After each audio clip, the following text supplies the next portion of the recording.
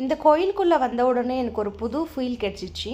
So இங்கே Waals மேலே எல்லாம் பார்த்துட்டு இருந்தா அவ்வளோ அழகான பெயிண்டிங்ஸ் பண்ணியிருந்தாங்க. ஸோ இதெல்லாமே வந்து அவங்களோட கடவுள் பற்றி இருக்கலாம். மேபி நம்மளுக்கு அது நாலேஜ் இல்லாததுனால அதோட பெயிண்டிங்ஸோட மீனிங் என்னன்னு நம்மளுக்கு தெரியல.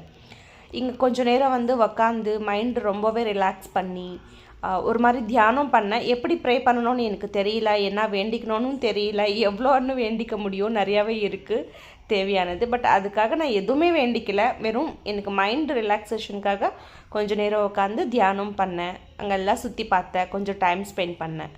ஸோ இப்படியே வெளியில் வந்து சுற்றிட்டு இருந்தேன். இன்னொரு பக்கத்தில் இன்னொரு கோயில் இருக்குது, அங்கே கூட நம்ம பார்க்கலாம். அங்கே அதுக்கு போகிறதுக்கு முன்னாடி இங்கே சுற்றி அந்த கோயிலுக்கு பின்னாடி சைட்ஸில் எல்லாமே இந்த மாதிரி நல்லா ஒரு பார்க் மாதிரி நல்லா மெயின்டைன் பண்ணியிருக்காங்க. ஸோ நம்ம யார் கூடாவது வந்தால் இங்கே உக்காந்து டைம் ஸ்பெண்ட் பண்ணலாம். பட் இங்கே எதுவுமே வந்து நம்ம கலீஜெல்லாம் பண்ண வேணாம். இந்த மாதிரி பிளாஸ்டிக்ஸு, இந்த மாதிரி பாட்டில்ஸ் இதெல்லாமே போட்டு இதெல்லாம் பண்ண வேணாம். இங்கே வந்து இங்கே இருக்கிற பசங்களுக்கு, இங்கே படிக்கிற பசங்களுக்கு ஹாஸ்டல்ஸ் எல்லாமே இருக்குது. இங்கேயே அவங்க சின்ன வயசுலேருந்து படித்து வளருவாங்க. இது தலை லாமா டெம்பிள். புத்தா டெம்பிளுக்கு ஆப்போசிட்லேயே தலை லாமா டெம்பிள் இருக்குது.